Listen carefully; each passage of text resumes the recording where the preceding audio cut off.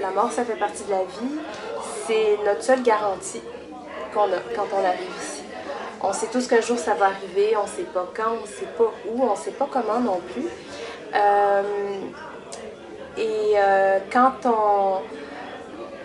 Quand on la frôle, que ce soit par le départ d'un être aimé, d'un être cher, ou que ce soit aussi parce qu'on la frôle personnellement, parce qu'on a été en danger,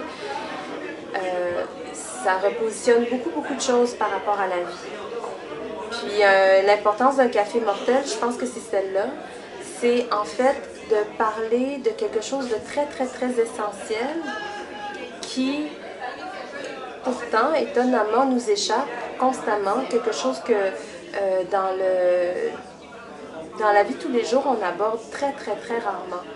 Alors, je pense que la soirée de l'événement de ce soir nous a fait prendre conscience de l'importance d'en parler et surtout qu'il y a tellement de gens qui ont quelque chose à raconter, quelque chose à dire par rapport à la mort.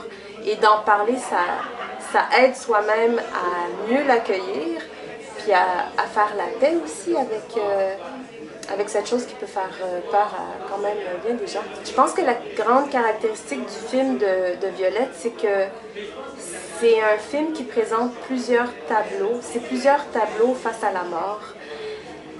C'est une série de témoignages, de points de vue, de comment les gens abordent la mort, la fin de vie. Et c'est vraiment sur la fin de vie, c'est pas sur l'après-vie, c'est sur la fin de vie.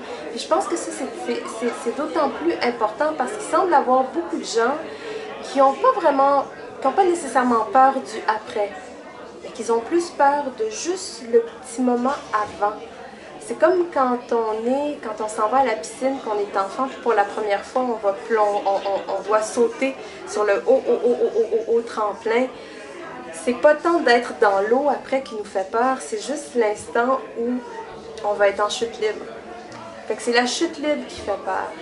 Et la grâce d'une mort réussie, si on peut dire ça, c'est de se laisser tomber dans cette chute libre-là. Fait que c'est le lâcher-prise total. Et c'est c'est le plus grand défi de la fin de vie, c'est de lâcher prise. Parce que c'est normal, on a des attaches ici, on a des gens qu'on aime. On a aimé beaucoup de choses.